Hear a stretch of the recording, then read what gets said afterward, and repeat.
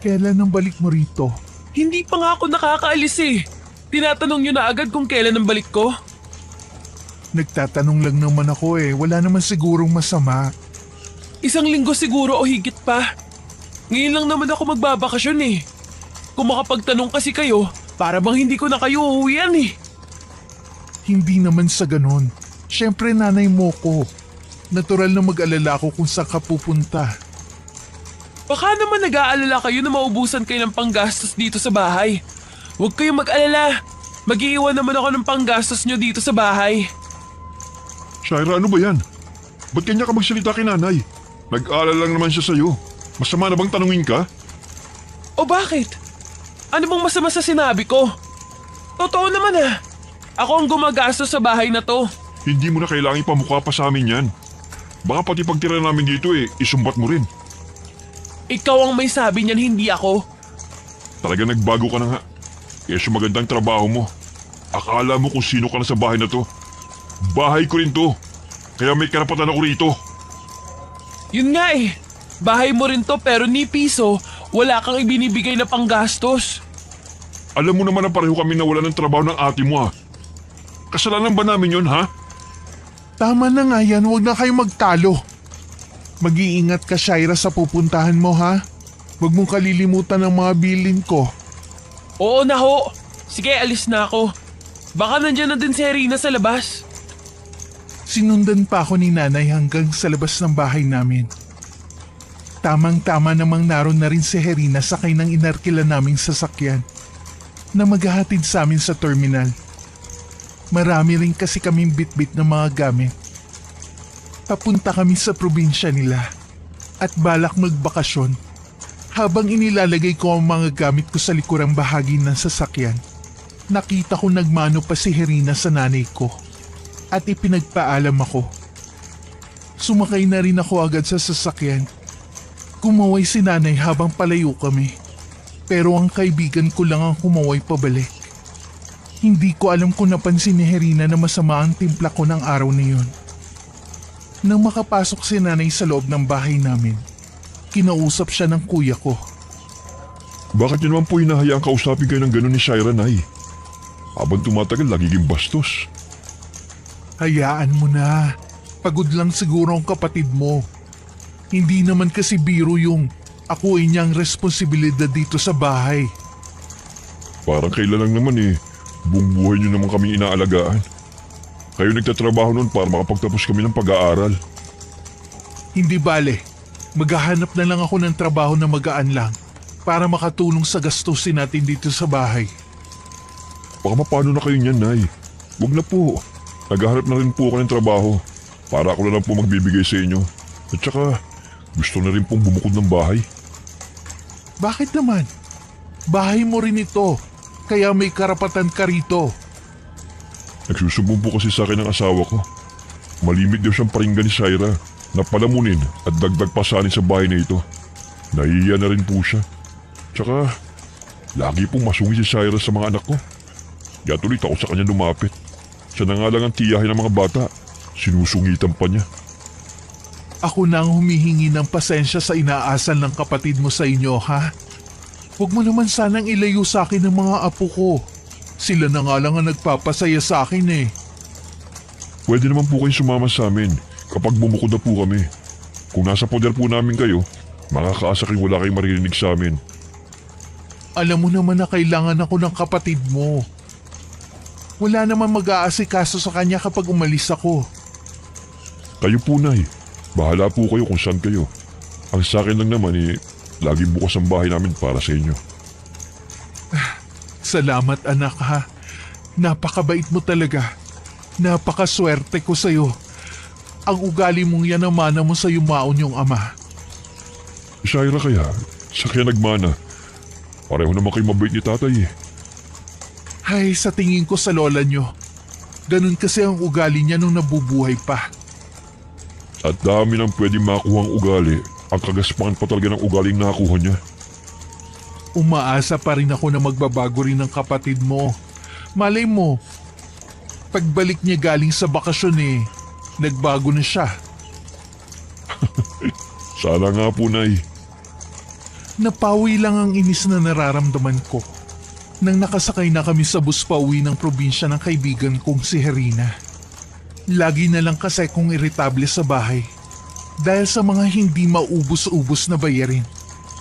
Dumagdag pa ang kuya ko at ang pamilya niya. Naisip kong hindi naman pala kayang bumuhay ng pamilya. Nagtatlo pa ng anak. Dati naman may trabaho ang mga to at kumuha lang ng tagapag-alaga sa mga anak. Pero sa kasamaang palad, sabay na nawalan ng trabaho mag-asawa. Hindi na kinaya ang pangungupahan kaya bumalik sa bahay namin. Pagod na nga ako maghapon sa trabaho. Dadatnan ko pang makalat at maingay ang mga anak ng kuya ko. Bago pumasok sa trabaho, naririndi ako sa ingay nila. At pagka-uwi ko, ganun pa rin. Kaya madalas kong masigawan. Kaya kapag nakikita nila ako, umiiwas na sila sa takot. Wala naman akong pakialam. Dahil kahit noon pa man, hindi na ako malapit sa kanila. Kahit nga nung mga nakanghipag ko, hindi ko siya nagawang dalawin sa ospital. Pati ang hipag ko na hindi naman mayaman, walang alam sa gawaing bahay. Wala na silang ambag, hindi man lang tumulong sa gawaing bahay. Kaya lalo ako naiirita sa kanila. Oh, bakit nakasimangot ka na naman? Ay, paano kasi? Nagtalo na naman kami ni kuya. Akala mo kung sino? Wala na nga siyang ambag sa bahay. Ngayon lang naman, di ba? Sabi mo nga nawalan sila ng trabaho ng hipag mo. Kawawa nga sila eh. Ang hirap kayang walang mapagkuhanan. Eh di sana maghanap na sila ng trabaho. Hindi yun nakatunga nga lang sila sa bahay. Malay mo naman, naghahanap na sila ng bagong trabaho. Ilang buwan na nilang sinasabi yan. Hanggang ngayon, wala pa rin. Mahirap naman kasi maghanap ng trabaho ngayon eh. Mga tamad nga lang kamo. Gusto habang buhay magpakargo. Grabe ka naman magsalita. Pamilya mo pa rin sila. Hindi ka ba nakukonsensya na sabihan sila ng masasakit na salita? No, kung pamilya ko sila, dapat lang nilang malaman ang nasa isip ko para alam nilang hindi ako natutuwa sa kanila. Kailangan bang karguhin ko sila habang buhay? Siguro habang wala pa silang trabahong nakukuha. Wala namang ibang tutulong sa kanila kundi ikaw lang. Pagod na ako sa kanila. Halos wala na nga matira sa sahod ko dahil sa laki ng gastusin sa bahay. Bakit hindi na lang kaya ikaw ang bumukod? Ipaubaya mo na sa kuya mo ang bahay niyo. Oo nga no. Tama. Ako na lang ang bubukod. Bahala na sila sa buhay nila. Kaya ko lang naman sinabi na bumukod ka para maranasan mo yung pakiramdam na wala kang pamilyang kasama. Tingnan mo kung kakayanin mo mag-isa. Siyempre kakayanin ko. Masaya kaya yun. Tahimik akong aalis sa bahay at darating akong tahimik din kasi walang mga batang makukulit. Pagbalik natin, umpisahan mo na maghanap ng mauupahan. Ganun na nga ang gagawin ko. Halos umabot sa tengang ngiti ko. Hindi ko na napansin na napapailing na lang si Herina habang pinagmamasdan ako. Mula high school, magkaibigan na kami ni Herina. Sa lahat na naging kaibigan ko, siya ang pinakamabait at maunawain. Kaya matagal na rin siyang kilala ng pamilya ko at hindi na itinuturing na iba.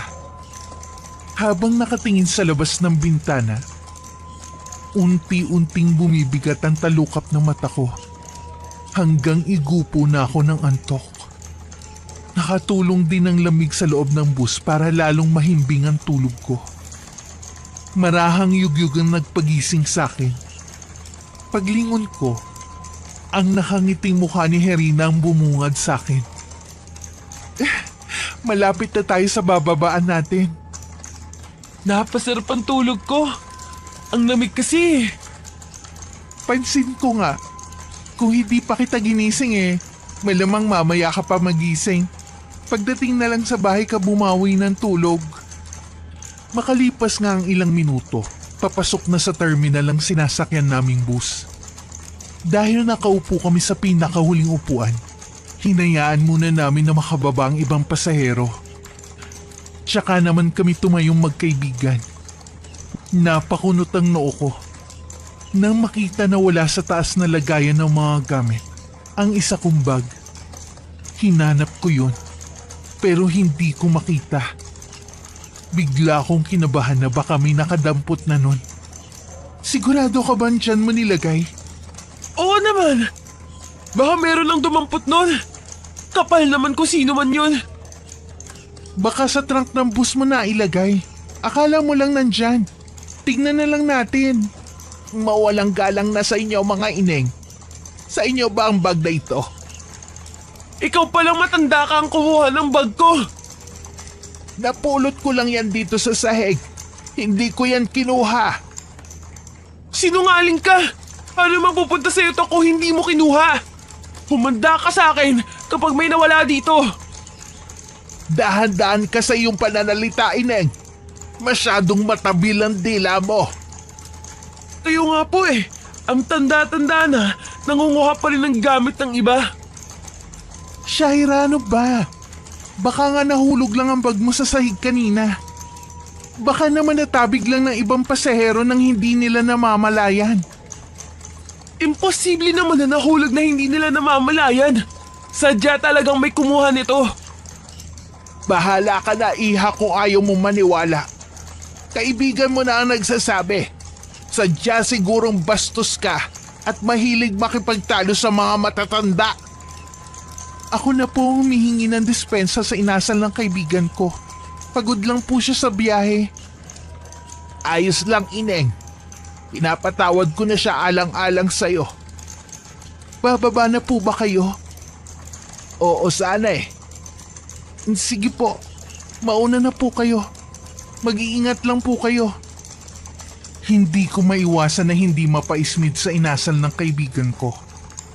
Imbis na kasi ako ang kampihan niya, mas kinampihan pa niya ang matandang yun. Kilala mo bang matandang yun? Parang pamilyar, pero baka kamukha lang. Halika na nga, tayo na lang ang natira dito sa bus. Nauna na sa akin bumaba si Harina. Ako naman naiinis pa rin dahil sa nangyari. Tsaka pakiramdam ko, napahiya ako sa inasal ng kaibigan ko. Mabuti na lang pagkababa, nakuha na namin ang mga gamit namin. Inalo naman ako ni Harina. Ngumiti ka naman dyan. Dapat masaya ang bakasyon natin. Kalimutan mo na ang nangyari. Ewan ko ba? Mula kanina na lumabas ako ng bahay, wala na akong ginawa kundi ang mainis na lang. Hindi kaya masamang senyalis to? Ano naman ang ibig mong sabihin? Baka malas ang pagbabakasyon ko dito sa probinsya nyo. Uy, grabe ka naman. Alisin mo nga yan salitang malas. Relax ka lang kasi. Huwag masyadong mainit ang ulo. Kaya nga ako nandito eh, para mag-relax. Pero ewan ko ba, biglang nag-iba yung pakiramdam ko. Sobrang bigat. May gumugulo ba sa'yo? Yun lang naman sa bahay. Wala nang iba. Kalimutan mo muna kung ano man ang problema sa bahay ninyo.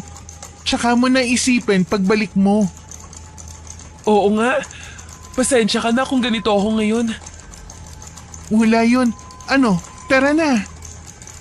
Tumangulang ako kay Harina. Bago umalis sa terminal, iginala ko muna ang paningin ko. Pakiramdam ko kasi, mula pa kanina meron nagmamasid sa amin. Nakita ko nga ang matandang babae kanina, malapit sa isang stall ng tindahan. Blanco ang tingin na ipinupukol sa akin. Pero napansin kong kumikibot ang bibig nito.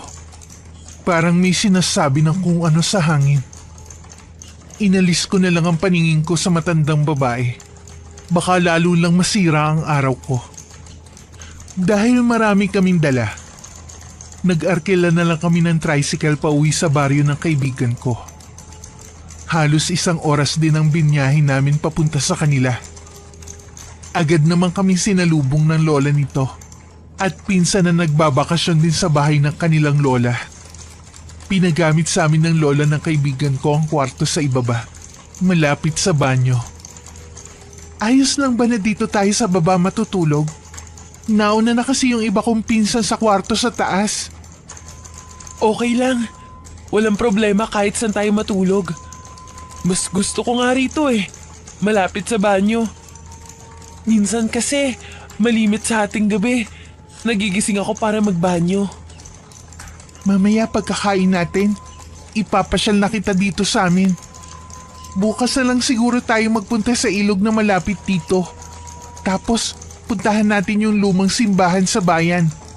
Itinayo yun panahon pa ng Kastila. O sige, ikaw ang bahala. Inayos lang namin ang mga gamit namin ni Herina sa cabinet na naroon. At pagkatapos, lumabas na kami para kumain ng tanghalian. Pasado 1:00 na ng mga oras na yun. Kaya pala nagugutom na ako. Almusal lang kasi ang kinain ko ng araw na yun. Hindi rin ako kumain sa bus dahil nakatulog ako. Kami na lang ni Herina ang kumakain sa kusina dahil nauna na pala ang lola at mga pinsan nito. Dahil masarap ang ulam, hindi ko na malaya na naparami pala ang pagkain ko. Ayos lang yan. Yun nga ang gusto ni Lola eh. Yung ubos lagi ang niluluto niyang ulam. Ibig lang daw sabihin nun, masarap ang luto niya. Masarap naman talaga eh. Hindi tulad ng nanay ko. O hindi maalat, matabang naman ang luto. Baka nga tumaba ako dito eh. Kung ganyan ka lagi karami kumain, siguradong tataba ka talaga. Sana araw-araw ganito no? Nagtatawanan pa kami magkaibigan nang biglang pumasok ang pinsan ni Herina na hindi nalalayo ang edad sa amin. Nagyayaya siya na pumunta ng plaza dahil may laro daw doon ngayon ng basketball. Sinabi naman ni Herina na susunod na lang kami. Nang makaalis ang pinsan nito, ako na ang nagpresenta na magligpit ng mga pinagkainan namin. Ilang sandali lang, sumunod na rin kami sa plaza. Pagdating naman doon, kauumpisa pa lang ng laro.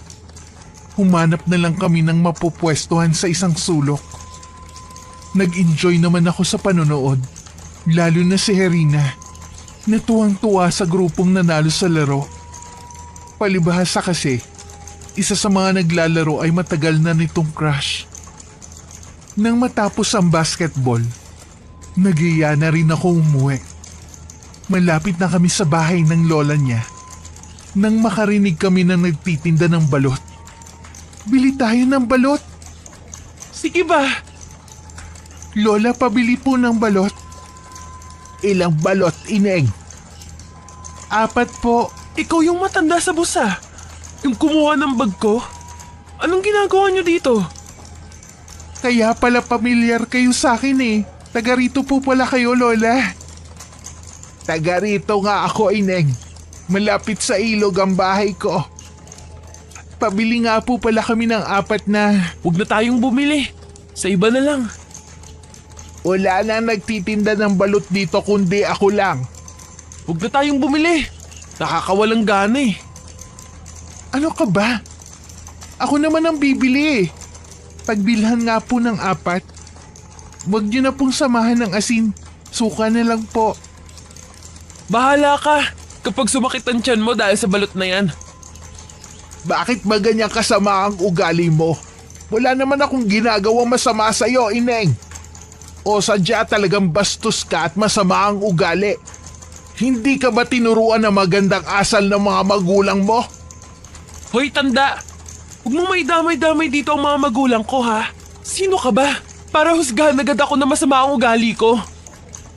Dahil yun naman ang pinapakita mo simula pa nung una. Mainit lang talaga ang dugo ko sa'yo dahil kinuha mong bag ko. Kasalanan mo rin naman eh kung bakit ganito ako makipag-usap sa'yo. Ilang beses ko bang sasabihin sa'yo na hindi ko kinuha ang bag mo? Nakita ko lang yun sa sahig ng bus. Sa tingin mo kaya, kung intensyon ko na kunin ang bag mo, isosoli ko pa sa'yo? Tama nga siya, Shaira. Pati ba naman matanda pinapatulan mo?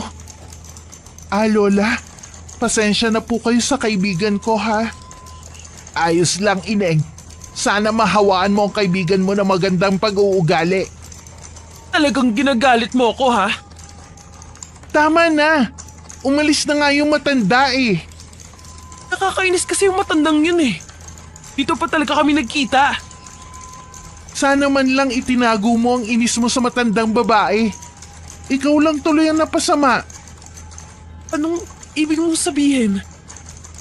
Hindi ako sinagot ni Herina. Nang lumingon ako, naroon pala ang mga pinsan nito. At may ilan din naroon ang nakatingin sa akin. Sa pagkakatingin nila sa akin, mukhang narinig nila ang sagutan namin na matandang babae. Dala ng nararamdaman ko, nakalimutan kong marami palang tao sa paligid dahil sa panonood ng basketball.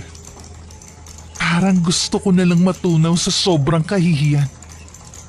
Nang sulyapan ko si Herina, patalikod na siya. Agad akong sumunod sa kanya.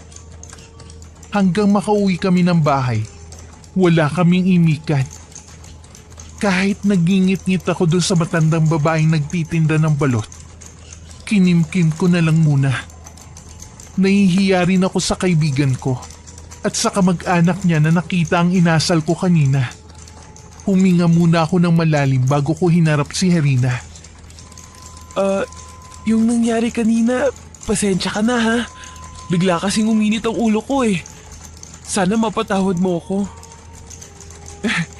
Alam mo namang hindi ko kaya magalit sa'yo na matagal. Pero sana naman maging mabait ka dun kay Lola kapag nakita mo siya ulit. Sigurado kasi magkukrus pa rin ang landas ninyo. Oo naman. Pangako yan. Hindi ko na siya susungitan. Oh, gusto mo ng balot? Sarap kaya ng suka ni Lola. Sige. Isa lang. Nakahinga na ako ng maluwag ng mga sandaling yon. Akala ko tuluyan na magagalit si Herina sa akin. Kahit halos hindi ko malunok ang balot, pinilit kong ubusin ng isa. Lagi kasing lumalabas sa balintataw ko ang mukha ng matandang babae. Kaya nawawalan ako ng ganang kumain. Nang gabing yun, maaga kami natulog ni Herina. Nagising lang ako nung bandang hating gabi dahil sa masamang panaginip. Hanggang sa panaginip pa naman eh. Nagpapakita kang matanda ka. Inayos ko na lang ang pagkakahiga ko. Matagal din bago ako ulit nakatulog. Paulit-ulit kasing lumalabas sa balintataw ko ang eksena kanina. Kinabukasan nagising ako na wala na si Herina sa higaan namin. Bumangon na rin ako at dumiretso ng banyo. Pagkalabas ko, naabutan ko ang mga pinsan ni Herina sa kusina. Ngumiti ako sa kanila at bumate. Pero nagkatinginan lang sila at alanganing ngumiti sa akin. Nakaramdam naman ako ng pagkailang sa malamig nilang pakita. Kaya pumasok na lang ulit ako sa kwarto. Ilang minuto rin akong nakaupo sa gilid ng higaan bago pumasok si Herina. Kanina ka pagising? Hindi pa naman natatagalan. Handa ng almusal. Halika na. Sinong kasabay nating kakain? Si Lola lang at tayo. Hindi daw sanay na mag-almusal ang mga pinsan ko. Ayos lang daw sa kanila ang kape. Sige. Kanina pa nga ako nagugutom eh. Teka lang. May ginawa ba sa'yo ang mga pinsan ko? Wala naman. Kanina kasi binati ko sila. Hindi nila ako pinansin. Ganun ba? Pagpasensyahan mo na mga yun. Mamaya pagsasabihan ko na lang. Huwag na. Baka lalo lang ako mapasama. Hindi ko naman pagagalitan. Pagsasabihan ko lang. Bisita kita dito kaya gusto ko maging palagay ang pananatili mo rito. O sige, ikaw ang bahala. Sabay na kami lumabas ng kwarto. Naabutan namin sa kusina na naghihintay sa amin ng lola ni Herina.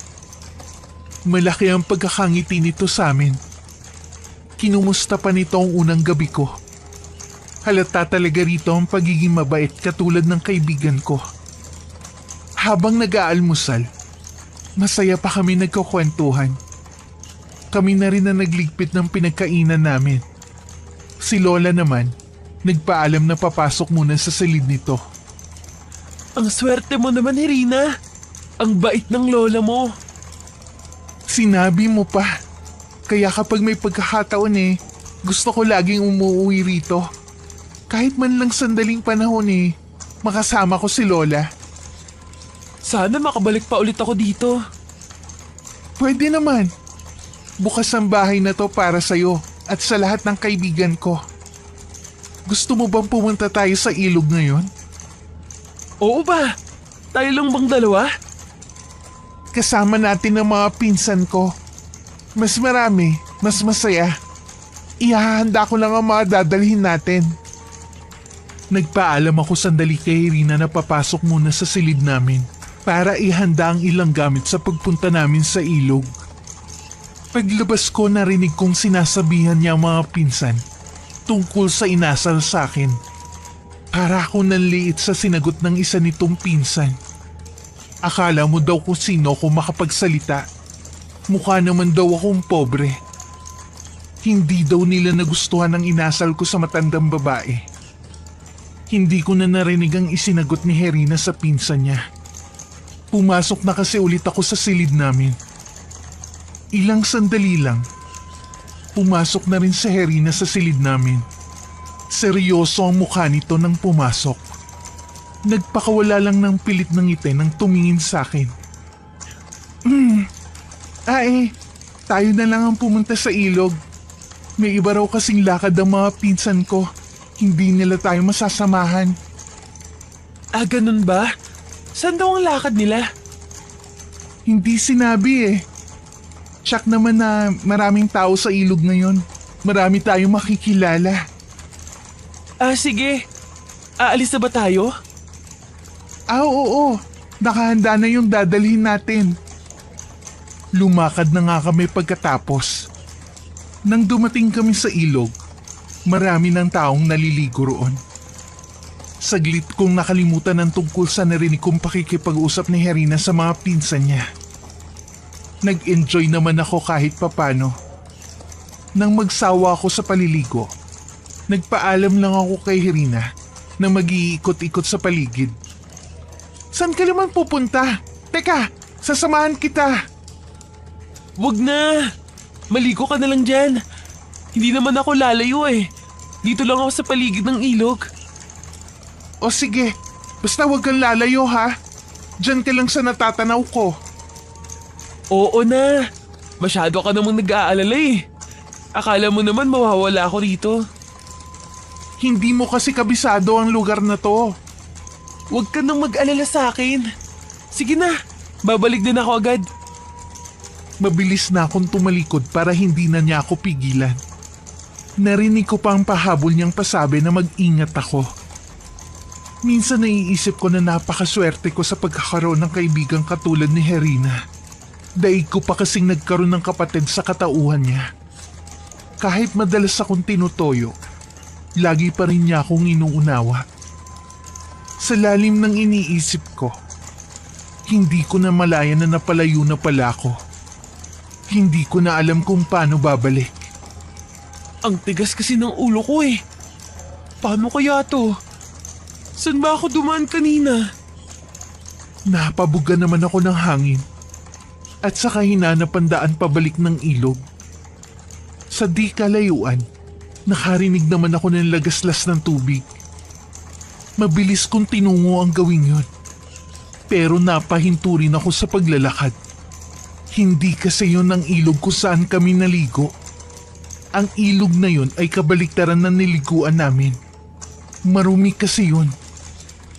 Pabalik na sana ako ng pagharap ko sa pinanggalingan ko. Naroon ang isang matangkad na lalaki na may nakakatakot na itsura. Sa sobrang gulat, naitulak ko ito na siyang ikinatumba nito. Akmang tatakbo na sana ako nang mapalingon ako sa lalaki. Inaabot nito ang kamay na tila humihingi ng tulong. Dumudugo ang bahagi ng ulo nito. Napasulyap din ako sa bato na nasa tabi nito. Pinanlamigan ako ng katawan na makita ko may bahid yun ng dugo. Akma ko na sanang lalapitan ng lalaki nang marinig ko ang sigaw ng pamilyar na boses. Paglingon ko, nanlilisik ang mga mata ng matandang babae habang humahakbang palapit sa akin. Napaatras naman ako sa takot. Hindi ko naman po sinasadya. Nagulat lang po ako sa pagsulpot niya. Ganun ba talaga kasama ang ugali mong babae ka? Para pati apo ko'y saktan mo? Maniwala po kayo. Hindi ko sinasadya. Sa tingin mo, maniniwala pa ako sa'yo? Kaya kong tanggapin ang lahat ng mga masasakit mong salita sa akin. Pero hindi ko mapapalampas ang ginawa mong to sa apo ko. Hindi ko nga po sinasadya. Tutulungan. Huwag kang lalapit sa apo ko. Tandaan mo ito. Hindi kita mapapatawad sa ginawa mong to. Maniwala po kayo. Hindi ko naman talaga sinasadya eh. Hayaan nyo na po, tulungan ko kayo. Huwag ka na magpaliwanag pa. Hindi na ako nakapagsalita pa. Nanatili na lang ako nakamasid sa kanilang maglola. Dahil magulo ang isip ko, hindi ko na namalayan kung paano nawala sa paningin ko ang maglola. Hindi ko na rin maalala kung saan sila nagpunta. Hindi ko na napigilan pang mapaiyak. Para na rin akong ipinako sa kinatatayuan ko. Tuluyan na ako napahagulgol dahil sa matinding takot. Sa di kalayuan, narinig ko ang boses ni Herina. Tinatawag ako nito. Nandito ako! Oh, ano nangyari sa'yo? Ba't ka umiiyak? May nangyari ba? Umalis na tayo dito. Lumayo na tayo dito. Teka lang, sabihin mo muna ang nangyari. Sa bahay ko na lang sasabihin. Pakiusap, umalis na tayo dito. Nagpatiunan na akong humakbang palayo. Wala naman nagawa si Herina kundi ang sumunod sa akin. Paulit-ulit pa rin niya akong tinatanong pero hindi ako nagsalita pa. Pagdating sa bahay, hindi na ako tinigilan ni Herina na usisain kung ano nangyari sa akin. Habang umiiyak, kinuwento ko ang nangyari. Pangako ka sa akin na wala kang pagsasabihan. Pero Shaira, kailangan natin tong ipaalam kahit kay Lola para alam natin kung anong gagawin. Ayoko. Baka mamaya makarating pa sa mga pinsan mo. Narinig ko mga sinabi nila sa akin. Baka lalo lang ako maging masama sa paningin nila. Yan pa talagang iniisip mo? Imbis na mag-alala ka sa apo ni Lola? Tingin ko naman hindi naman malubha ang lagay niya. Paano tayo makakatiyak kung hindi natin pupuntahan ang bahay nila? Mababalitaan naman siguro natin kung sakali na may nangyari sa apo niya, di ba?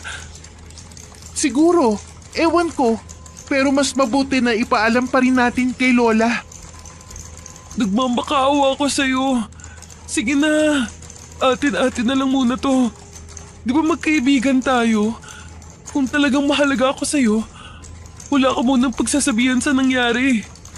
Hindi ko naman talaga sinasadya eh. Aksidente lang naman yun. O sige. Salamat, Herina.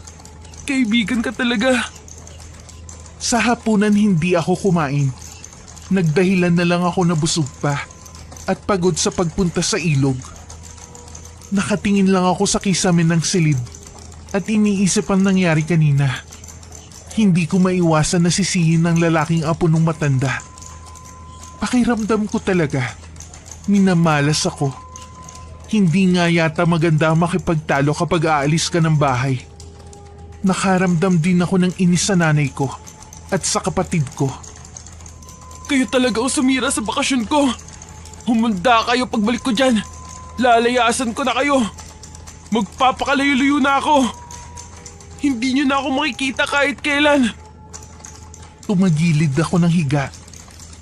Pilit ko ding inaalis sa isipan ko ang mukha ng maglola. Ilang sandali lang, Narinig ko ang pagbukas ng pinto at boses ni Herina. Dinalhan kita ng gatas at tinapay. Kainin mo muna to. Wala talaga akong ganang kumain.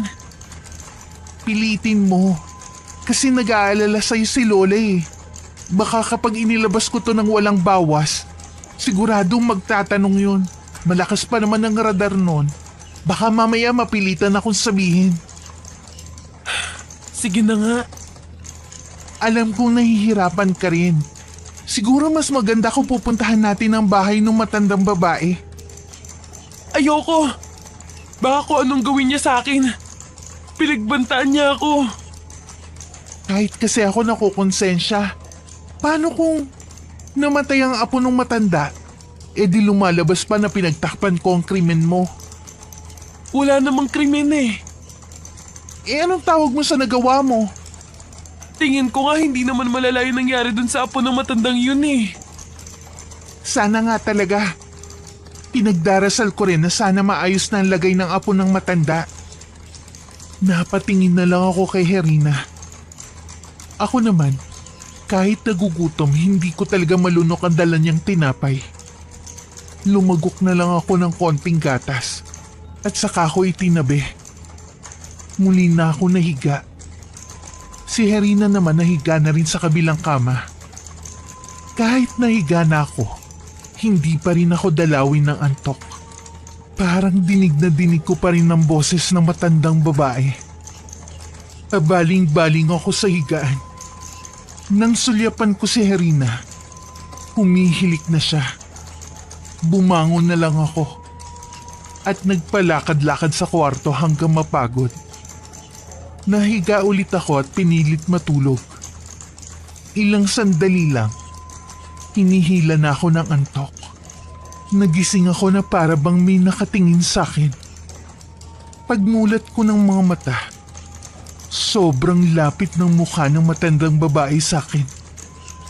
Nagsisigaw ako at pilit siyang itinutulak. Naririnig ko pa ang malakas nitong tawa. Gumising ka! Shaira! Nananaginip ka! Ha? Panaginip lang? Akala ko totoong nandito ang matandang babaeng yun eh. Matatahimik ka lang kapag hinarap mo ang ginawa mo. Natatakot ako, Herina. Huwag kang matakot. Nandito lang ako. Tandaan mo, lagi lang ako nasa tabi mo. Hindi kita pababayaan. Anong gagawin ko? Puntahan natin bukas ang bahay ng matanda. Humingi ka ng tawad sa kanya. Oo, sige. Tinabihan na lang ako ni Herina sa higaan ko.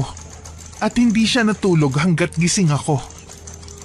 Dahil napuyat kagabi, tanghali na ako nagising. Naabutan ko si Herina sa kusina na naghahanda ng almusal. Hindi na kita ginising. Alam ko kasing puyat ka. Halika na mag-almusal. Nakatulog naman ako kahit papano. Ang hirap pala kapag may dinadalang problema. Oo nga pala. Alam ko na ang eksaktong bahay ni na Lola Socorro. Yun ang pangalan niya. Pagkatapos nating kumain, pupuntahan natin sila. Sigurado ka na bang pupunta tayo sa kanila? Ito lang ang paraan na alam ko para matahimik ka na. Wala namang mawawala kung susubukan mo humingi ng tawad sa kanila. Tumango na lang ako kay Herina para matapos na ang problema ko. Tsaka ako naman hinarap ang pagkain. Dahil hindi ako naghapunan, pakiramdam ko gutom na gutom ako. Pagkatapos naming mag-almusal, wala na kaming inaksayang oras. Agad na rin kaming lumakad. Habang patungo sa bahay ng matandang babae, pabilis ng pabilis ang kabog ng dibdib ko. Kulang na lang lumabas ang puso ko sa kinalalagyan nito. Malayo na sa karamihan ng bahay ng maglola. Masukal na rin ang pagpunta sa kanila. Isang kubo ang tila wala namang nakatirang nakita namin.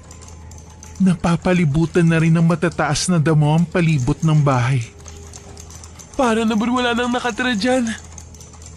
Pero sabi nung napagtanungan ko dito daw nakatira maglola. itsura pala ng bahay na yan. Wala na magtsatsagang tumira dyan. Tingnan na lang natin. Tapos tsaka tayo umalis. Nagpatiuna ng humakbang palapit si Herina. Siya na rin ang kumatok. Ngunit walang nagbubukas ng pinto. Nag-umpisa na rin magtayuan ng balahibo ko sa katawan. Pakiwari ko, may mga matang nagbabantay sa amin ng mga sandaling yun. Umikot pa si Herina sa may bintana para masilip ang loob. Pero nakasara yun. May maliit na butas sa dingding. Kaya nagkasya na lang siya na sumilip doon. Herina, mabuti pang umalis na tayo. Kanina pa ako kinikilabutan eh. Sa tingin ko may nakatira pa rin dito. May mga gamit pa sa loob eh. Baka umalis sila.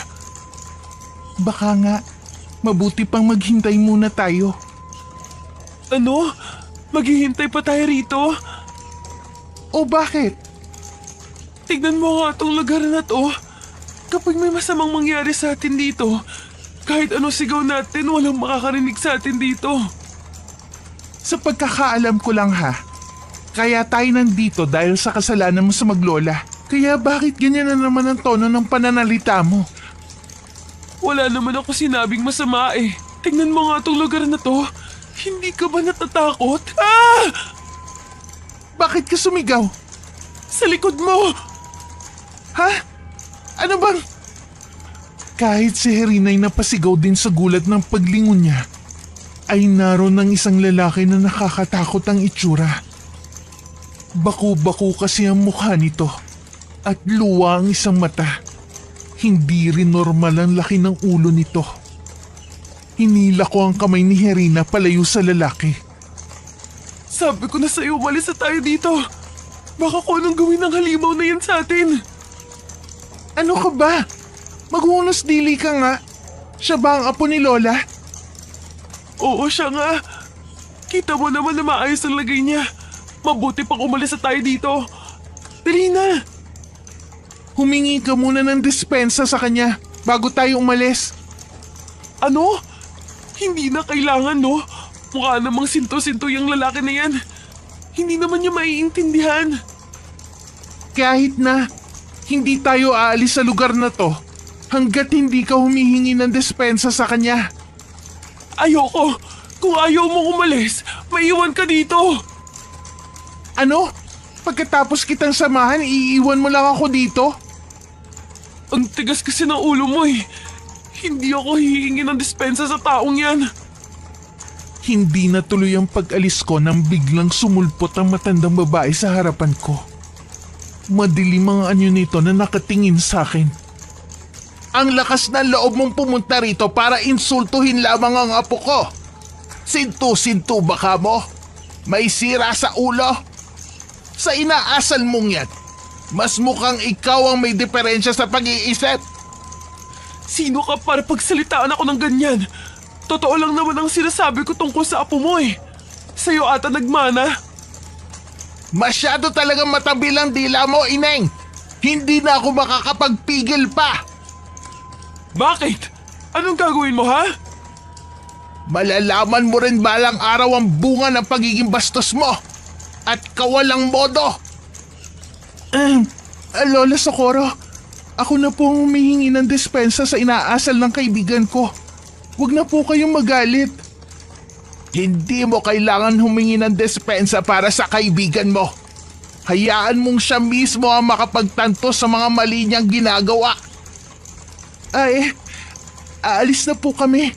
Gusto lang po namin makatiyak na maayos ang lagay ng apo ninyo. Sige po, pasensya na po sa abala. Hinila na ni Herina ang kamay ko palayo sa lugar na yun. Parang may pakpak ang mga paa namin sa bilis ng mga hakbang namin.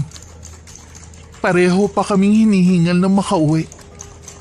Talaga bang hindi ka na magbabago? Anong ibig mong sabihin? Huwag ka na magmaang-maangan dyan. Kung hindi mo kayang baguhin ang ugali mo, mabuti pang umuwi ka na lang sa inyo. Ano? Pinapalis mo na ako? Oo, sasabihin ko na lang sa lola ko na pinauwi ka na ng nanay mo dahil may emergency sa inyo. Dahil ba sa maglola na yun, masisira ang pagkakaibigan natin? Hindi dahil sa kanila, kundi dahil sa ugali mo. Kahit ako, nauubusan na ako ng pasensya sa iyo eh. Sa una pa lang, ayoko na talaga sumama sa'yo dito eh. Kaso mapilit ka. Tapos ngayon papalayasin mo ko? Eh kung sabihin ko kaya sa lola mo na pinapalayas mo ko. E di sige, sasamahan pa kita para malaman na rin niya ang totoo mong ugali. Kaibigan mo ko. Pero parang sila pang kinakampihan mo.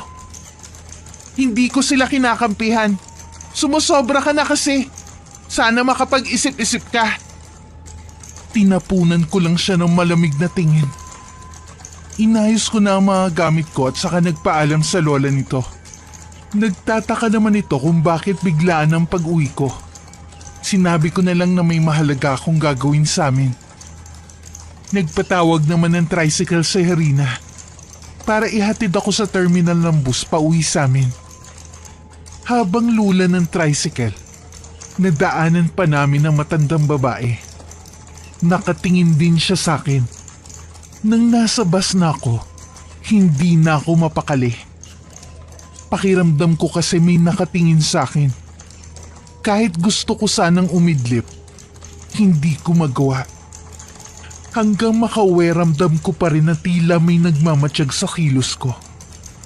Nagulat pa si nanay nang makita kong papasok ng bahay. Oh, akala ko ba 1 linggo ka magbabakasyon sa probinsya ng kaibigan mo? Umuwi na lang ako. Kesa tuluyan pong masira ang bakasyon ko.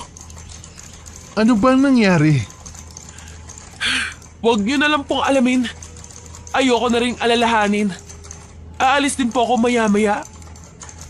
Ha? Saan ka na naman pupunta? Titignan ko yung apartment na sinasabi ng kaibigan ko. Ano? Lilipat ka na ba? Kapag nagustuhan ko yung apartment, lilipat na agad ako. Sigurado ka na ba? Oo naman. Pagod na ako sa bahay natin. Hindi man lang ako makapagpahinga ng maayos dahil ang iingay ng mga anak ni kuya. Lagi pa ako inaagawan ng pagkain. Yung hipag ko naman, walang alam sa gawaing bahay.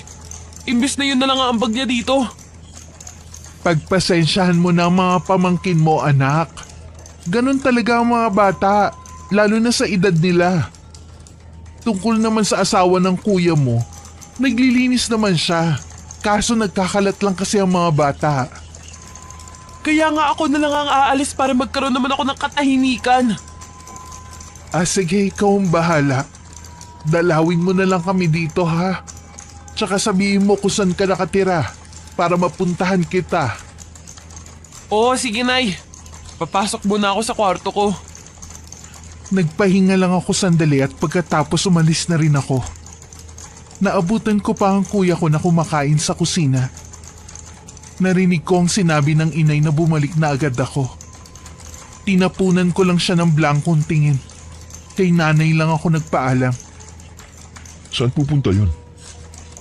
Titignan daw yung apartment na sinasabi ng kaibigan niya. Gusto na daw lumipat para magkaroon siya ng katahimikan.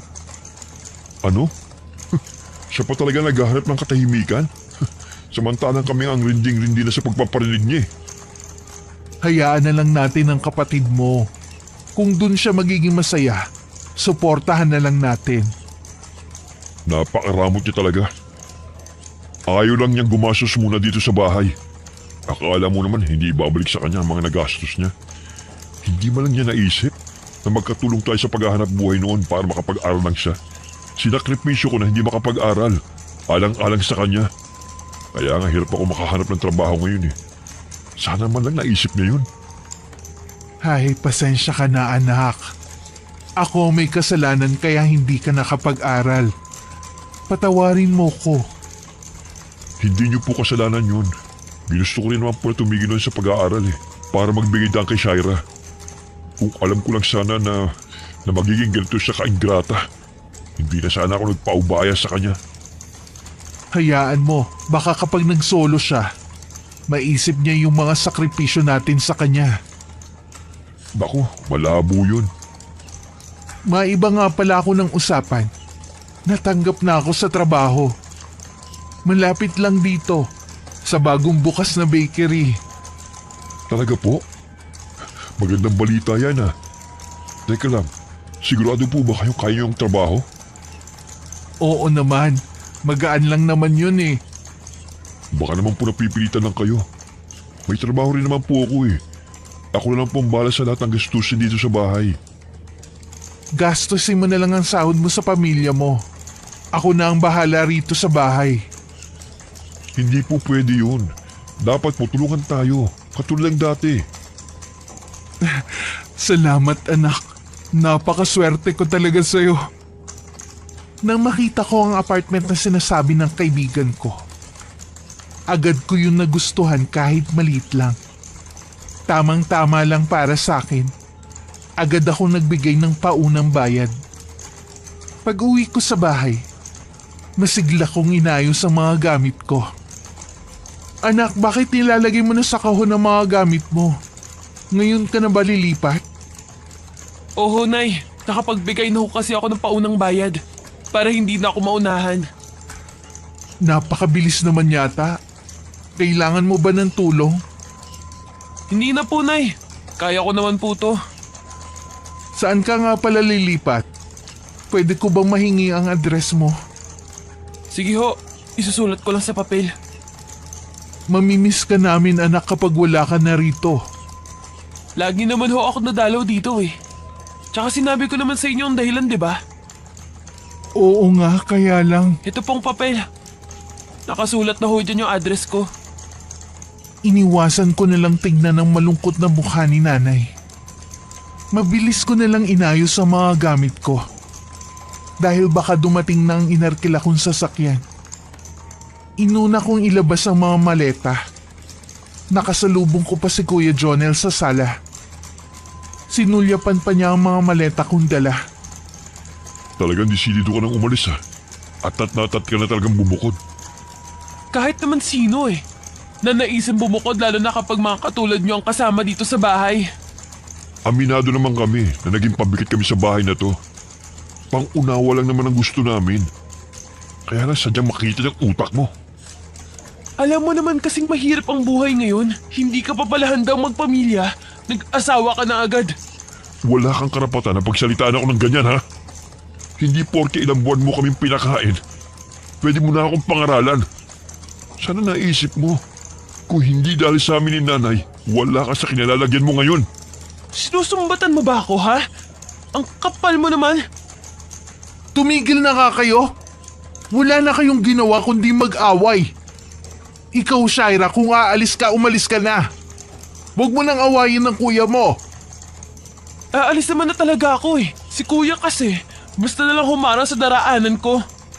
Sana sa pag-alis mo matuto ka sa buhay. Hindi sa lahat ng oras papabor sa'yo ang swerte. Tinitigan ko lang sila pero hindi ako nagsalita. Ilang sandali lang, dumating na rin ang inarkila kong sasakyan. Ang driver na lang ang nagbuhat ng iba kong gamit. Pagdating sa apartment na uupahan ko, walang pagsidla ng sayang nararamdaman ko. Sa wakas kasi malaya na ako sa obligasyon ko sa pamilya ko. Mula ngayon solo ko na ang sahod ko. Makalipas lamang ang ilang araw, naging maayos naman ang pagbubukod ko. Tahimik at walang abala sa mga ginagawa ko. Bigla ko naisip ang iniwan kong pamilya. Lingid sa akin nagkasakit ang bunsong anak ni kuya. Kinailangan nilang isugod ang bata sa ospital. Paano yan? Hindi pa po sapat ang pera ko. Hindi pa po may lalabas si Bunso dito sa ospital. Bakit hindi mo lapitan ng kapatid mo? Siguradong tutulungan ka nun. Sana nga po, Nay. Lahat na po ng kaibigan ko nilapitan ko na eh. Mga alanganin pa po kasi ang mga sahod nila. Sige na, heto yung address ng kapatid mo. Puntahan mo siya. Kami na muna ang bahala rito. Agad niyang pinuntahan ni kuya ang address na nakasulat sa papel na binigay ko kay nanay. Lingid sa kanila, maling address ang nilagay ko sa papel para hindi nila ako matunton. Dismayado si Kuya Jonel nang malaman ang ginawa ko. Laylay ang balikat na bumalik siya sa ospital. Bakas din sa kanya ang galit. O ano, nakahiram ka ba sa kapatid mo? Si Clara po. Umuwi muna ang asawa mo para kumuha ng ilang gamit kaya ako muna ang nagbantay sa anak nyo. Titingnan din niya yung dalawa nyo pang anak. Nay, mali po yung address na binigay sa inyo ni Shaira. Halos maikot ko na po ang buong lugar. Lahat po na napagtanungan ko. Isang sinasabi, walang ganyang address sa lugar na yon. Ano? Pero, bakit gagawin yun ni Shaira sa atin? Gusto na niya tayong mawala sa buhay niya. Ang sama talaga niya. Wala nang maapuhap na sasabihin ng mga sandaling yun si nanay. Kahit siya, nabigla na makakaya ko palang gawin yun sa kanya. Sa kabila ng masamang pangyayaring yun, isang magandang balita naman ang dala ni Ate Clara. Sabi nito dumating si Herina sa bahay at hinahanap ako. Nagbigay umano to ng pera para makalabas na ang anak nila sa ospital. Hulog talaga ng langit ang batang yon. Mabuti na lang dumating siya sa bahay. Oo nga po. Nawawala na talaga ako ng pag-asa kanina. Mabuti na lamang dumating si Herina. Ang layo talaga ng ugali niya kay Shaira. Hindi kailangan pagkumparahin mo sila. Alalahanin mo magkaibang tao sila. Sige po, Nay. Aayusin ko na po yung babayaran ko rito sa ospital para makalabas na tayo. Mabuti pa nga. Nang araw na yon inilabas na rin ang anak ni Kuya pagkatapos ng ilang araw ng pagkakakonfine sa ospital. Pagkatapos ng pagsubok na yun sa pamilya ko, tila sunod-sunod na swerte naman ang dumating sa kanila. Makalipas ang isang linggo, muling dumalaw si Herina sa bahay. Masaya naman siyang sinalubong ni nanay. Mabuti naman at dinalaw mo kami dito, Iha. Salamat nga pala sa iyo, ha. Kung hindi dahil sa iyo, baka hindi pa namin nailalabas ang apo ko. Wala po yun. Nasabi po pala ni Ate Clara na wala na raw po dito si Shaira. Oo. Hindi nga namin alam kung saan siya nakatira eh. May sadya pa naman po sana ako sa kanya. Kailangan po natin siya mahanap sa lalong madaling panahon. Bakit? May problema ba si Shaira? Yun ba ang dahilan niya kaya nagmamadali siyang bumukod? Wala pong kinalaman sa pagbubukod niya. Noon pa naman po balak na po talaga niyang bumukod. Ano yung nahihimigan ko sa'yo na parang problema? Hindi ko po alam kung paano ko to sasabihin sa inyo. Pinapakaba mo naman ako, Herina. Pwede bang sabihin mo na agad? Sige po. Ganito po kasi yun, Tita Charito. May nakagalit siyang matandang babae sa lugar namin nung nagbakasyon siya. Yung matanda po na yun ay isa pong mangkukulam. Anong sinabi mo? Kulang na lang mahimatay si nanay nang marinig ang sinabi ni Herina. Kahit ang hipag ko na nag-aalaga sa mga anak ng mga sandaling yon, ay labis din na bigla sa narinig. Sa nalaman hindi na halos makatulog si nanay sa labis na pag-aalala sa akin. Ilang araw na rin nila akong hinahanap, pero hindi pa rin nila mahanap kung saang paupahan ako naroon. Kahit si Kuya Jonel, labis na rin ang pag-aalala sa akin. Shaira, anak, ano nangyari sa'yo? Bakit ang payat mo? Nagkasakit po kasi ako. Pwede po bang dito muna ako? Oo naman, mahigit 1 buwan ka na naming hinahanap. Nanibago po ata ako na bumukod kaya ako nagkasakit. Ano ba ang nararamdaman mo? Hindi po ako makatulog. Parang laging may nagbubulong sa akin na boses. Madalas din po akong managinip na masama tuwing gabi. Ay, gusto mo bang kumain? Ipagluluto kita ng paborito mong ulam. Matutulog na lang po muna ako. Baka dito ako makatulog ng mahimbing. O sige, lagi ko naman nililinis ang kwarto mo. Mahiga ka na muna. Nagulat din si Kuya Jonel nang pag-uwi niya nung hapon na madatnan ako sa bahay namin. Ngumiti siya sa akin at niyakap niya ako. Mabuti umuwi ka na rito. Nabanggit mo ni nanay na matagal ka na namin hinahanap. Nasabi nga niya kanina. Ilang beses na nagpabalik-balik si Rina rito. Hinahanap ka. Ano daw ang kailangan niya? Meron kasi siyang binanggit nung nagbakasyon ka sa probinsya nila. Sinabi niya yun sa inyo? Akala ko ba kaibigan ko siya? Karapatan naman naming malaman yun. Pamilya mo kami. Akala ko pa naman kaibigan ko siya. Ayun pala hindi rin siya mapagkakatiwalaan. Wala naman siyang masamang intensyon eh. Gusto lang niyang tumulong sa'yo. Kung gusto niya akong tulungan, dapat nanahimik na lang siya. Hindi siya maaaring manahimik.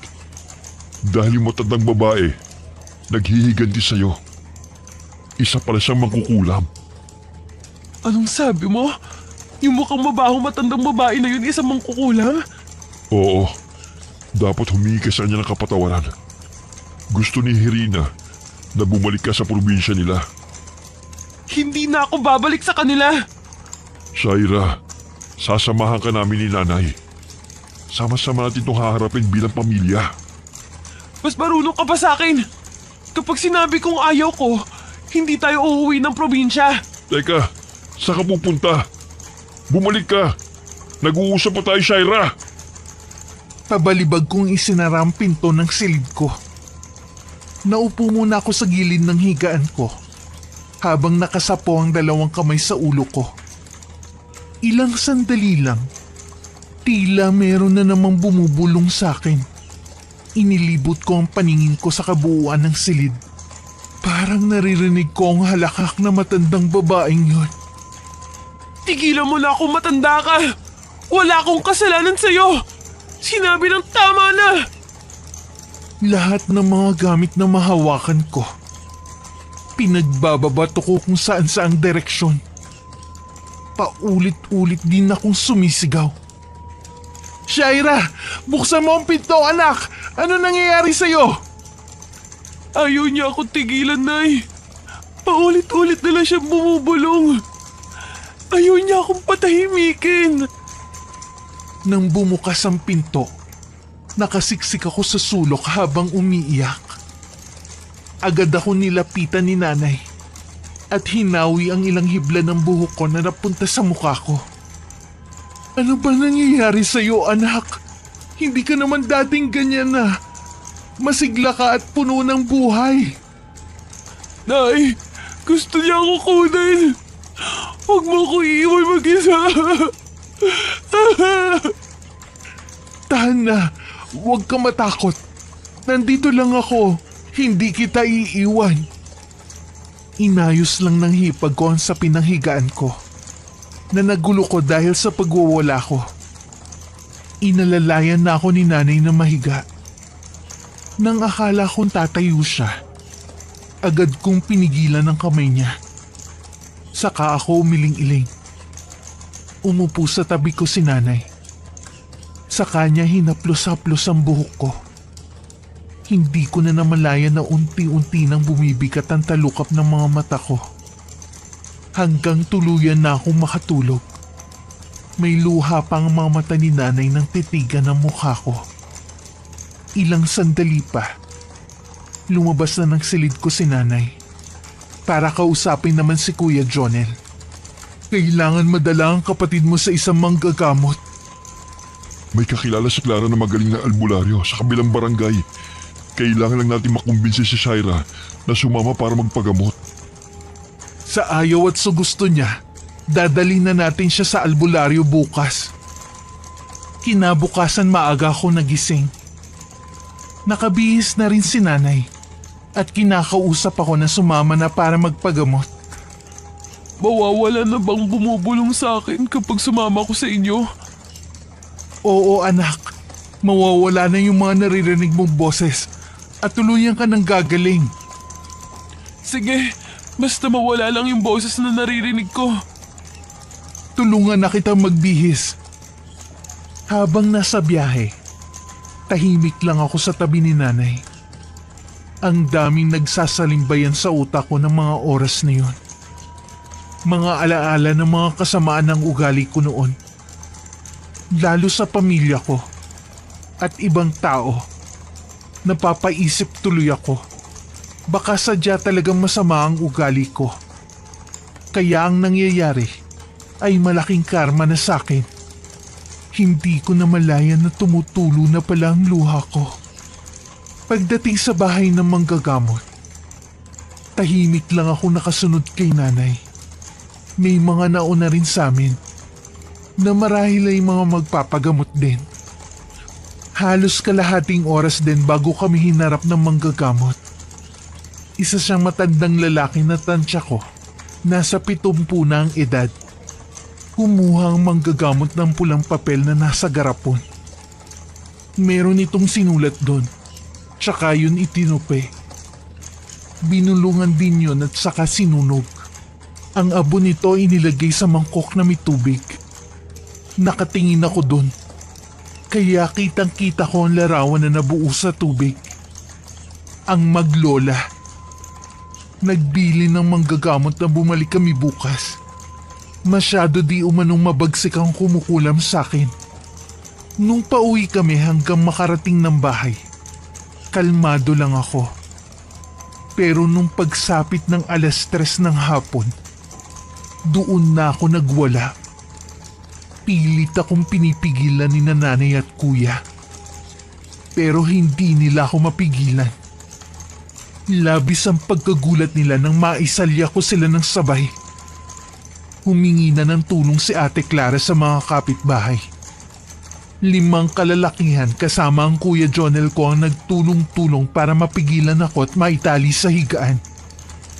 Pilit naman akong pinapainom ng tubig ni inay, pero ibinubugak ko lang yon. Hindi ko kailangan yan! Ayoko ng tubig! Umalis kayo sa harapan ko! Magsilayas kayo! Labanan mo, anak! Huwag kang patatalo! Nandito kami ng kapatid mo, mahal na mahal ka namin! Nay, tanggalin niyo po mga langgam! Ginagapangan nila ako! Tanggalin niyo po! Sige, tatanggalin ko! Saan ba banda? Dito po sa mga braso ko! Nagtataka man si inay dahil wala naman siyang nakikitang langgam. Nagkunwari na lang siyang may tinatanggal na langgam sa braso ko. Kahit papano kumalma na ako. Isang pastor din ang dinala sa amin ng kapitbahay namin. Dinasalan ako nito. Muli na naman ako nagwala. Halos mapatid na ang tali ko. Kaya kinailangan nilang higpitan yon at doblehin. Akin ang katawan ng babaeng ito. Walang magagawa ang dasal mo. Patuloy naman sa mataimtim na pagdadasal ang pastor. Ilang sandali lang. Kumalma na ako at unti-unting inantok. Hanggang tuluyan ng tangay ng kamalayan ko sa dako paroon. Magdamag na walang tulog si nanay at Kuya Jonel. Maging ang kanyang asawa. Kinabukasan, maganda na ang pakiramdam ko. Dumalaw rin ang araw na yun si Herina. Kumusta ka na? Ayos lang. Ikaw? Kararating ko lang kahapon galing probinsya. Kaya pala ngayon ka lang dumalaw sa akin. Meron din kasing pinagagawa ang mga magulang ko, kaya hindi ako agad nakapunta rito. Pakiramdam ko, nababaliw na ako. Ba't mo naman nasabi yan? Kung ano-ano na kasi nakikita ko't naririnig. Hindi ka nababaliw. Kagagawan niya ni Lola Socorro. Labanan mo ang nararamdaman mo. Huwag kang susuko. Ganun ba talaga kalaki ang nagawa kong kasalanan sa maglola na yun? Para parusahan niya ako ng ganito katindi? Lahat naman tayo nagkakasala. Ang mahalaga, maaari pa natin itong itama. Anong gagawin ko? Magpakumbaba ka at humingi ng kapatawaran sa maglola. Ayoko nang bumalik doon. Ayoko nang makaharap ang maglola na yun. Pero yun lang ang paraan para... Ayoko! Huwag mo nang ipilit ang gusto mo. Hindi rin ako nagawang kumbinsihin ni Herina hanggang sa magpaalam na siya. babalik na lang daw siya sa ibang araw. Muli binantayan na naman ako ni nanay buong gabi. Marami kasi akong insektong nakikitang naglilipana sa paligid ko. Hindi na rin nila inalis ang pagkakatali sa akin. Kinabukasan, maagang gumayak si nanay para magpunta ng simbahan. Shaira, ang ate Clara mo muna magbabantay sa'yo ha. Magsisimba lang ako. Simba ka ng simba. Wala naman nangyayari sa pagsisimba mo. Hindi naman pinapakinggan ng mga dasal mo eh. Shaira, bakit ba ganyan ka magsalita? Nawawalan ka na ng respeto. Nay, hayaan na lang po natin siya. Hindi naman si Shaira talaga nagsasalita eh. Oo nga. Pasensya na kayo. Nadala lang ako. Ilang araw na rin kasi akong pagod at puyat.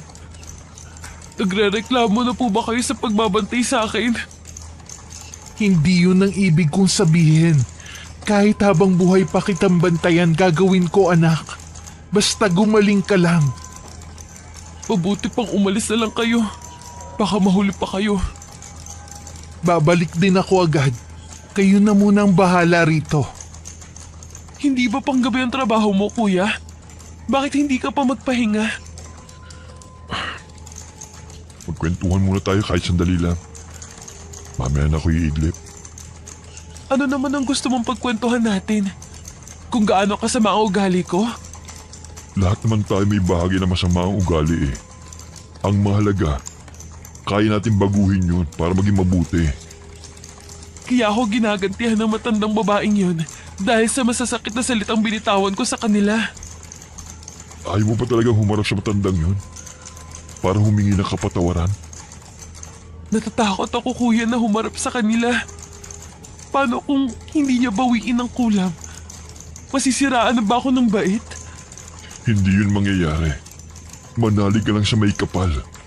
Huwag kang papatalo sa kung anumang bumubulong sa'yo. Salamat, kuya. Ramdam ko ang pagmamalasakit mo sa akin. Shaira, mahal kita. Dahil nag-iisa lang kitang kapatid. Sino pa bang magdadamayan kundi tayong pamilya? Ang dami kong kasalanan na nagawa sa inyo ni inay. Kalimutan mo na yon. Matagal ka na namin pinatawad. Hindi ko na napigilan pang hindi bumulalas ng iyak. Pinahid naman ni kuya ang mga luhang naglandas sa pisngi ko. Sandali pa kami nag-usap bago siya nagpaalam na matutulog muna. Ang asawa niya muna ang nagbantay sa akin. Hindi ako masyadong kinakausap ni Ate Clara. Nauunawaan ko naman siya. Marami rin akong masasakit na salitang binitiwan dito. Sa kabila noon, ramdam ko pa rin ang pagmamalasakit niya. Nakatingin lang ako sa orasan sa dingding nang biglang mag-umpisa na naman may bumulong sa akin. Nagpapaling-paling ako ng tingin.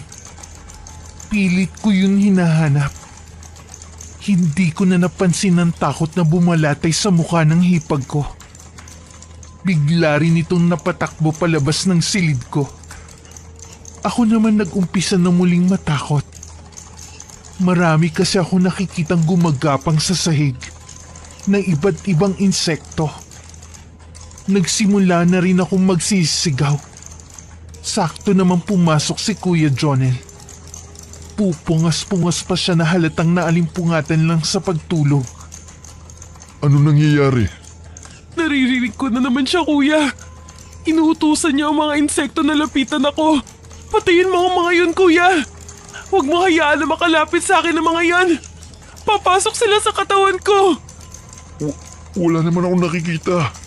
Ayan o, nasa sahig malapit na sa akin. Kahit walang nakikita, nagkunwari na lang na pinapagpag ni kuya ng kamay ang sinasabi kong insekto. Pero napapiksi si kuya nang maramdaman na tila merong gumagapang sa kanyang braso. Ako naman nagtititili nang umabot na sa akin ng mga gumagapang na insekto. Sa sobrang pagkataranta ni Ate Clara, nagtawag na naman siya ng kapitbahay. Nang araw na yun sinundo ang albularyo na gumagamot sa akin. Akala lang nila natutulog ako. Pero gising na gising ako at mataman nakikinig sa kanila. Wika ng albularyo. Masyadong malakas ang itim na kapangyarihan ng matandang babae. Natatalo di umano ang kapangyarihan nito. Nagbigay siya ng payo na makiusap ako sa matandang babae para patawarin na niya ako. Baka lumambot ang puso nito at mapatawad ako. Dahil kung hindi daw kasi magpapatawad ito, sisirain ng matandang babae ang isip ko. Habang tumatagal, ramdam ko na ang panghihina ng katawan ko. Nakakapako na rin ang mga buto ko sa katawan. Ayaw ko na rin tumingin sa salamin. Nang araw na yun, dumalaw muli si Herina.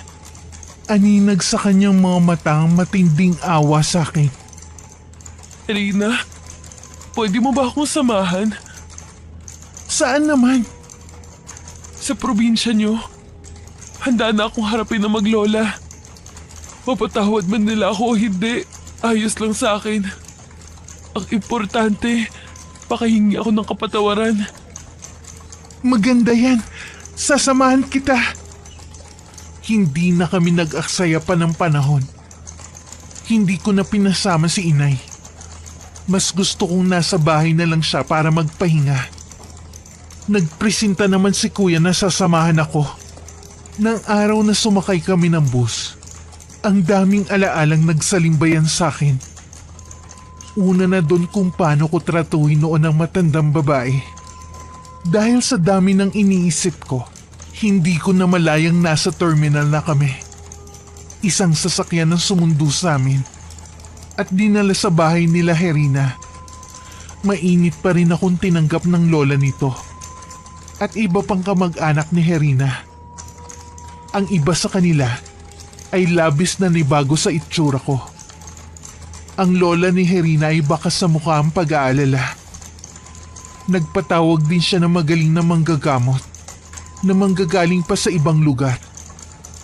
Nang naroon ako sa dati naming silid, nagwala na naman ako. Ang natatandaan ko lang, palakas ng palakas ang bulong na naririnig ko. Nakakarinig rin ako ng halakak na parang tinutuya ako. Labanan mo siya, Shaira. Huwag kang papatalo sa kanya. Iwan muna natin siya sa manggagamot. Siguro tayo na lang ang pumunta sa bahay ni Lola Socorro. Tayo na lang ang humingi ng kapatawaran sa ginawa ni Shaira. Nag-aalangan man si Kuya Jonel na iwan ako sa ganung kalagayan. Napilitan na rin siyang sumama sa kaibigan ko. Pinuntahan nila ang bahay ng maglola, pero wala na silang nadat ng anumang gamit doon. Tila inabandona na ang lugar na yon. Anong gagawin natin ngayon? Wala na sila rito. Manalig na lang tayo na kaya siyang pagalingin ng albularyo. Ano bang klaseng pagsubok ito? Bakit sa amin nangyayari ito? Naniniwala ako malalampasan niyo rin yan. Magtiwala ka lang. Huwag kang bibitiw at manalangin ka lagi. Kailangan ka ni Shaira. 2 gabi akong ginamot ng albularyo. May mga pasa na ring lumalabas sa katawan ko noon. Wala na rin akong matandaan sa mga ginagawa ko. Basta sabi lang nila, madalas nanlilisik ang mga mata ko. At bumubula na rin ang bibig ko. Puno na rin daw ng kalmot at sugat ang katawan ko na ipinagtataka nila kung saan galing. Nagdesisyon ng albularyo na ibalik ang sumpa sa akin sa nagbigay nun. Dahil sa pagmamatigas nito nabawiin ng kulam. Isang orasyon ang ginawa ng albularyo kontra sa kulam na iginawad sa akin. Makalipas ang ilang oras, napansin daw ni Kuya na unti-unti nang bumabalik ang dati kong kulay. Nawala na rin ang mga pasa at sugat ko sa buo kong katawan. Nang magkamalay ako, agad akong humingi ng tubig. Agad naman akong binigyan ni Kuya Jonel na naluluha-luha pa. Kumusta ng pakiramdam mo? Magaan na. Nawala na yung bigat na nakadagan sa akin. Magaling na kaya ako? Oo naman. ibinalik ng albularyong ulam doon sa matandang may galit sa'yo. Kasalanan ko rin naman ang nangyari sa akin. Hindi ako naging mabuting tao. Huwag mo nang isipin ang bagay na yan. Ang mahalaga, magaling ka na. Pwede mo pa namang itama ang lahat ng maling nagawa mo. Gagawin ko yan, kuya. Babaguhin ko na ang sarili ko. Magiging mabait na ako. Tiyak na matutuwa ang nanay kapag nakabalik na tayo sa bahay natin. Nung araw na yun niyaya ko si Herina na pumunta kami ng simbahan. Maganda ang simbahan nila sa probinsya. Dinadayo pa yun ng mga taga-ibang lugar para dun magsimba. Panahon pa ng Kastila nang ipatayo yun.